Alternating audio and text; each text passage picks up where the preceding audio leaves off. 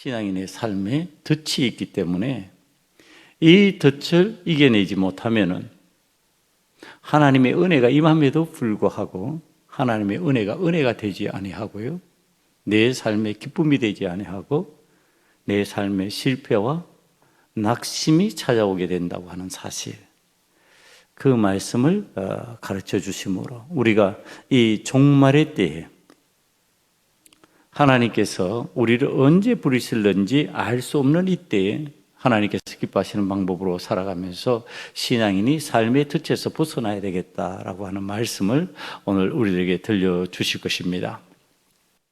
우리가 잘 아는 사사기에 등장하는 천하장사 삼손 사사는 들리라라고 하는 여인을 만나는 순간이 위험한 순간이라는 사실을 우리는 알고 있습니다.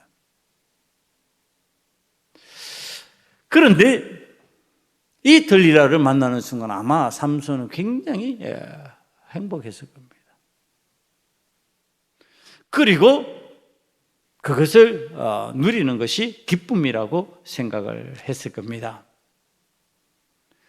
그런데 그 일순간의 행복이 순식간에 사라지면서 위험한 순간이 되고 그는 적국의 포로가 되고 앞을 보지 못하는 장님이 되고 짐승처럼 일해야 되는 사람으로 전락해 버립니다. 그 속에 덫이 있었다는 것을 알지 못했기 때문에 그렇습니다.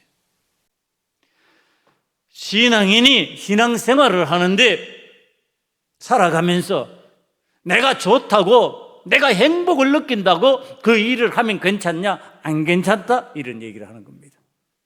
행복을 느끼는데 내가 좋다고 생각하는데 그 속에 덫이 있느냐 없느냐에 문제가 생긴다는 겁니다. 덫은 짐승을 유혹하거나 속에서 깨어잡는 도구의 일종입니다. 속에서 잡는 거죠. 속에서 잡는 기능을 갖고 있으니까 짐승을 잡기 위해서 지금 이 덫을 확 드러내놓고 있으면 되겠냐는 거예요. 이 덫에 들어가면 안 된다고 느끼게 만들겠냐는 거예요.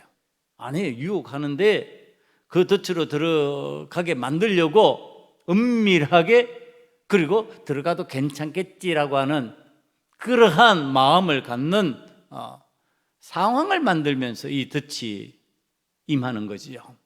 그래서 목적을 달성해내는 겁니다. 신앙인이 신앙생활을 하면서 하나님 기뻐하시는 삶을 살려고 하면 참 좋은 일이요, 하나님께서 보시기에 좋아하실 것입니다. 근데 그걸 그냥 두겠냐는 거예요. 하나님 보시기에 좋은 삶을 살고 하나님 기뻐하실 삶을 살도록 그냥 이게 가는 것이냐? 그러나 하나님의 반대편에 있는 사단은 그것을 동의하겠느냐? 부동의하죠. 싫어하지요. 거부하지요. 그래서 사단은 덫을 놓습니다. 그 이야기, 사단이 덫을 놓는 것, 하나님은 기뻐하시는데, 하나님은 좋아하시는데 사단은 덫을 놓고서 한번 노려보자라고 하는 이야기가 욥기서에 등장합니다. 욥기서 1장 8절을 보면 여호와께서 사단에게 이르시되 내가 내 종 욥을 주의하여 보았느냐? 그와 같이 온전하고 정직하여 하나님을 경외하며 악에서 떠난 자가 세상에 없느니라. 사단에게 욥의 신앙을 인정하시면서 자랑스러워하시는 하나님 아버지의 마음 속에는 욥에게 어떻게 해주고 싶을까요? 야, 이거 참 사랑스럽다. 야, 참 좋다. 모든 것을 다 해주고 싶지 않겠냐 말이에요. 그게 실제적으로 그랬다고 성경에 나와 있습니다. 욥은 하나님 주신 은혜로 세상에서 부자였고요, 하나님께서 주신 은혜로 10자녀를 둔 다복한 가정의 가장이었습니다. 그랬더니 그런 좋은 신앙인이라면, 하나님께서 그렇게 인정하시는 신앙인이라면 욥에게 덫을 한번 놓아보자고 사단이 하나님 앞에서 제안을 합니다. 덫에 걸리는지 안 걸리는지. 그러니까 아무리 신앙생활 잘해도 우리 앞에는 뭐가 있을 수 있다? 덫이 있을 수 있다. 지금 이 이야기를 하는 겁니다. 욥과 같이 하나님이 인정하시는 특출난 신앙인이라 할지라도 그 앞에 덫을 놓을 수 있다. 지금 그 이야기를 욥기서가 해주는 겁니다. 자, 이 욥에게 덫이 놓이는 상황을 설명해 주는 성경 말씀이 이렇게 설명합니다. 욥기서 1장 13절 이하에 나오는 이야기입니다. 욥의 자녀들이 그 맏아들의 집에서 음식을 먹으면서 즐길 때에 욥에게 사환이 와서 보고하는 내용입니다. 소는 밭을 갈고 나귀는 그 곁에서 풀을 먹는데 스바 사람이 갑자기 이르러 그것들을 빼앗고 칼로 종들을 죽였나이다. 나만 홀로 피하였으므로. 굉장히 긴박한 상황이었다는 거죠. 나만 홀로 피하였다, 이런 표현이. 다른 사람을 피하게 할 수가 없었다. 나 혼자서 피할 수밖에 없는 그런 상황이었다. 그런데 지금 다 빼앗기고 다 죽었습니다. 자, 지금 이 덫에 걸리느냐 안 걸리느냐의 문제를 한번 보자는 거예요.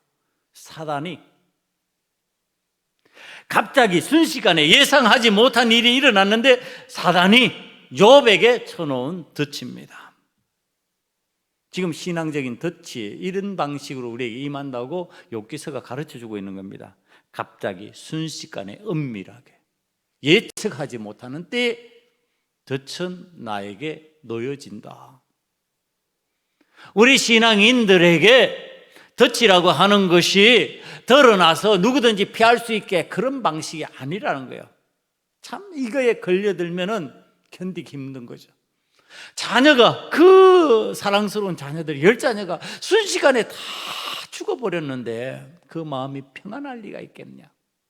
그 많은 재산들이 나에게 있다가 사라져버렸는데 내가 즐거울 수 있겠느냐. 자, 지금 이 일이 왜 일어나고 있다고요? 하나님이 그렇게 만드시고, 아니, 하나님 그렇게 만든 게 아니라 하나님께서 욥을 인정하시고 은혜를 주셨는데 누가 그렇게 만들자고 했다고요? 사단이 그렇게 만들자고 했다고요. 사단의 관계입니다. 성경 전체 말씀을 보면 그건 사단의 계략이요, 사단의 관계라는 것을 알 수가 있습니다. 그게 바로 덫이에요. 이 덫이 신앙인 욥에게 있어서는 그를 망하게 하는 것이었냐? 아니, 덫이 있어도 안 걸리니까 안 망하는 거죠. 자, 신앙인이 덫이 없기 때문에 괜찮다가 아니야. 신앙인이 덫이 있지만 안 걸려야 된다, 이 얘기를 하는 겁니다. 신앙인이라도 덫에 걸릴 수가 있다. 걸리면 여지없이 죽음으로 끌려가는 겁니다. 그 이야기가 아담과 하와에게 등장을 합니다. 사단의 유혹에 덫에 걸렸죠. 선악과로 유혹을 합니다. 그 덫에 걸리는 순간에 이 아담과 하와는 에덴 동산에서 쫓겨납니다. 그리고 그의 삶에 죽음이 찾아왔습니다. 예수님의 제자 가룟 유다가 사단이 던지는 돈의 유혹에 넘어가 버립니다. 그러니까 예수님을 팔아버리고 그리고 끝내는 자살하는 비참을 경험하게 되는 거죠. 이 성경에서 가르쳐주는 하나의 원칙이 그 속에 있습니다. 사단이 쳐놓은 덫이다. 하나님께서는 하나님의 자녀들에게 덫을 놓지 않는다는 겁니다. 하나님께서는 은혜를 베푸십니다. 그런데 우리 삶 속에 덫이라고 하는 것이 찾아오는데 그 덫은 하나님의 은혜를 은혜로 알지 못하게 만들기 위한 사단의 덫이라는 겁니다. 지금 이 사단이 우리를 죽음으로 끌고 가기 위하여서 덫을 놓는데 여기에 걸린 사람들은 예외 없이 아담과 하와로부터 시작해서 예수님의 제자 가룟 유다에 이르기까지 죽음으로 이른다는 거예요. 죽음에 이르게 된다고 하는 사실을 성경이 가르쳐주고 있고 오늘 35절 말씀이 이 말씀을 하고 있습니다. 온 지구상에 거하는 모든 사람에게 임하리라. 덫이 쳐져 있는 그날이 온 세상의 모든 사람에게 다 임하지 예외가 있다. 신앙생활 잘하기 때문에 덫 없다. 너에게는 덫이 다가오지 않는다고. 안 그렇다는 겁니다. 아무리 신앙생활 잘해도, 아무리 믿음 좋은 것 같아도 그 앞에는 덫이 놓여진다는 겁니다. 사단이 쳐놓은 덫이 생긴다는 겁니다. 그 덫을 이겨내지 못하면은 사단의 덫에 걸려서 우리는 사단의 이끄는 대로 죽음으로 끌려가게 된다는 말씀입니다. 그러면 오늘 말씀이 우리들에게 어떤 것이 덫이 되어 우리에게 영적 죽음을 갖게 오게 하고 사단의 유혹에 넘어가게 만들어 버릴까 가르쳐 주면서 알려주는 내용이 있습니다. 덫의 종류는 참으로 다양하지만 오늘 주님께서 우리들에게 가르쳐 주시는 덫의 내용입니다.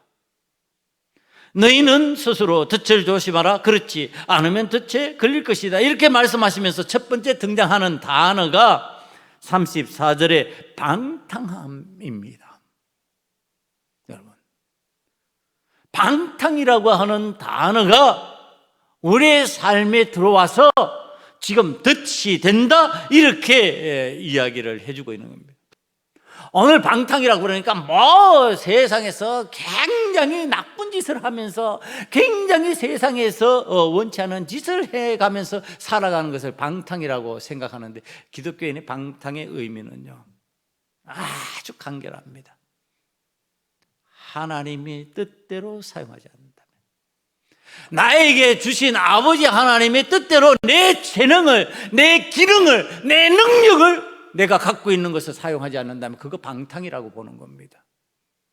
자기를 만족시키기 위해서, 자기를 즐겁게 만들기 위해서 써버린다면 그 힘이, 그 능력이, 그가 갖고 있는 소유가, 그게 방탕의 덫이 된다고 얘기하는 겁니다. 여러분, 기독교인들이 그래서 사는 것이 정갈해질 수밖에 없는 거예요. 그래서 기독교인이 사는 것이 거룩해질 수밖에 없는 거예요. 그래서 기독교인이 사는 것이 선해질 수밖에 없는 거예요. 방탕으로 들어가면 악해지게 되어 있어요. 방탕으로 들어가면은요 지저분하고 너저분하게 되어 있어요. 방탕으로 들어가면요 그 속에는요 성결함이 없어요. 오늘 우리들이 내가 원하는 방식으로 하나님께서 주신 것을 사용하기 시작하면 그때 벌써 이미 사단의 덫에 걸려든 겁니다. 그래서 우리는 하나님의 뜻대로, 내 아버지께서 원하시는 방식대로 나에게 주신 것을 사용하기 위하여 하나님 앞에 물어야 되는 거죠. 두 번째 사단의 덫에 걸리는 경우를 이야기해 주고 있습니다. 술 취함입니다. 여러분, 기독교인들이 왜 술 취하면 안 되는지를 성경은 명확히 설명해 줍니다. 요즘에는 웬만한 교단에서도 목회자를 세울 때 적당히 마시라 이런 식으로 얘기한다고 얘기들을 하고 있대. 말도 안 되는 소리를 하는 겁니다. 여러분, 목회자의 기준은요 모본이에요. 모본. 본이 되는 거예요. 본이 된다는 것의 의미가 하면 안 된다는 얘기를 하는 겁니다. 그 이야기가 성경에 나와 있어요. 성경의 인류 역사상 온 인류가 멸망을 당하는데 구원받은 딱 한 사람, 한 가정이 있어요. 그게 노아의 가정입니다. 노아라고 하는 사람이 하나님 앞에 의인으로 인정받고 하나님께서 구원해 주실 대상으로 여기시고 하나님의 명령을 순종하여 노아라고 하는 노아의 방주를 만들기 시작합니다. 그 속에서 구원받은 사람이에요. 전 인류가 멸망할 때 구원받은 가족이 되었습니다. 이 노아가 농사를 짓게 되죠. 그게 창세기 9장 20절 이하에 등장합니다. 노아가 농사를 시작하여 포도나무를 심었더니 포도주를 마시고 취하여 그의 장막 안에 벌거벗은지라. 포도농사를 짓는 건 좋은데 그걸 포도주 만들어 가지고 취하여서 장막에 너부러져 있는 거예요. 술 취한 거죠, 완전히. 그러니까 이것을 본 아들들이 이제 행동들을 우리들이 알고 있죠. 첫째 아들과 셋째 아들은 아버지의 그 모습을 알고 뒤로 돌아가서 덮어줬는데 둘째 아들이 그 내용을 알고 흉을 본 거죠. 아버지 벌거벗었다 그러고서. 자, 이것에 대한 분노예요. 술 취한 그 결과에 대한 분노입니다. 이 노아가 얼마나 악한 모습으로 저주를 하는가 하면은요, 그 당사자 아들에게 저주를 하지 않습니다. 함에게 저주를 하지 않습니다. 함의 아들에게 저주합니다. 그게 이름이 가나안이에요. 그러니까 자신의 손주예요. 저도 손주가 있지만 손주 얼마나 예쁜지 몰라요. 이건 뭐 자녀하고 비견할 바가 안 돼요. 얼마나 사랑스러운지 몰라요. 그런데 그 손주를 향하여서 지금 하는 이야기예요. 가나안은 저주를 받아 그의 형제의 종들의 종이 되기를, 그냥 종도 아니에요, 종들의 종이 되기를 원하는 거예요. 가나안은 셈의 종이 되고 가나안은 야벳의 종이 되고,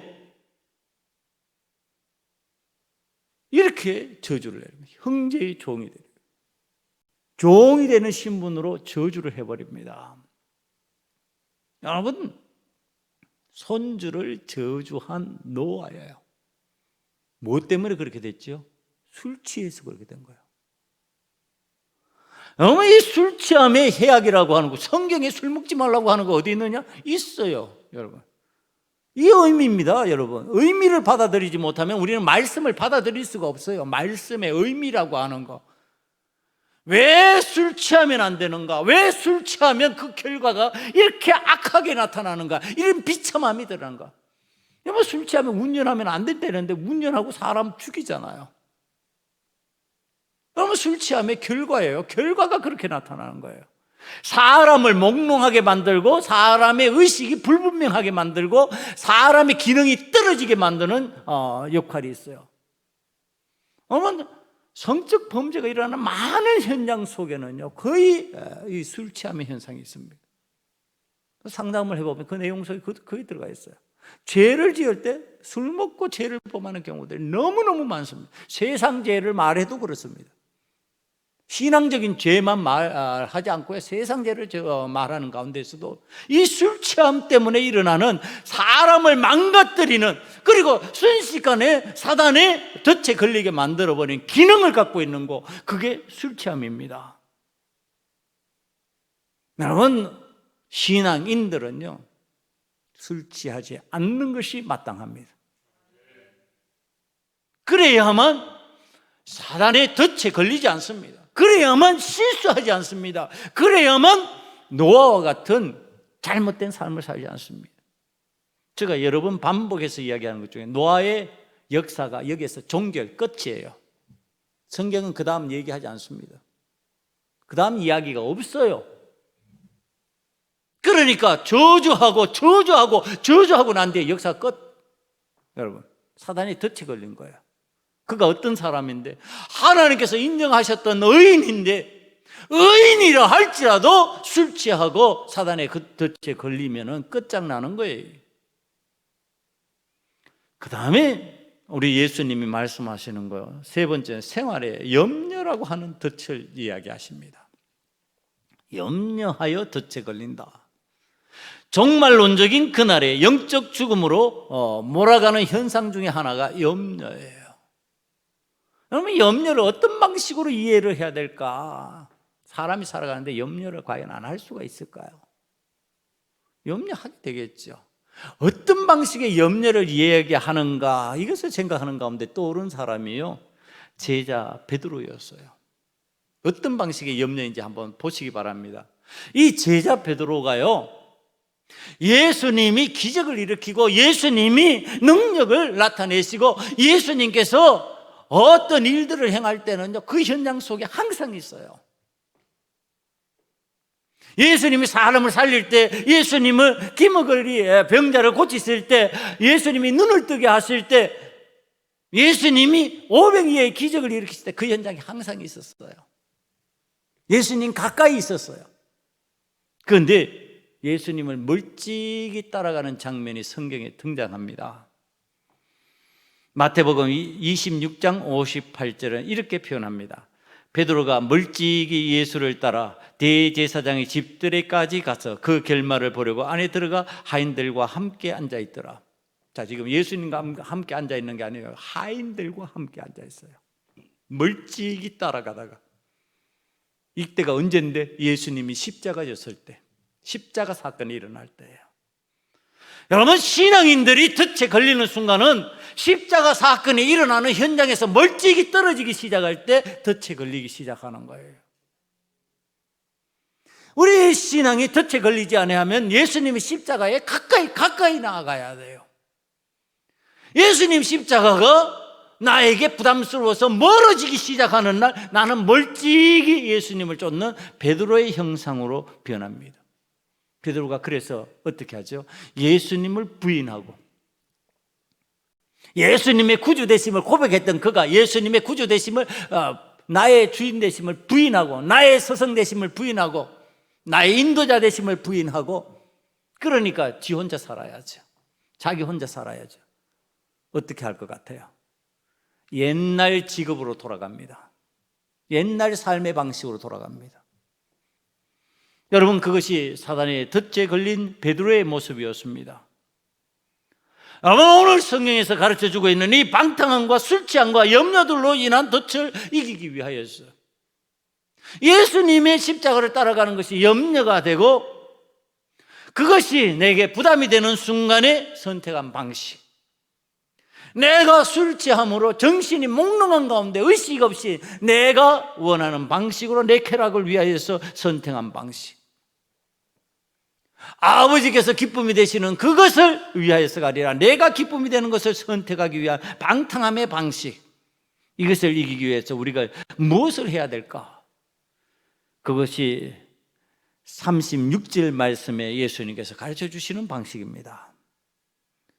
장차올 이 모든 일을 이하여서 너희가 항상 기도하며 깨어 있어라. 여러분, 기도하라는 말은 깨어 있으라는 말과 동의어입니다. 기도하는데 잠자는 사람이 있어요? 잠자면서 기도할 수 있어요? 그건 못하는 일이죠. 잠자면 기도 안 하는 거예요.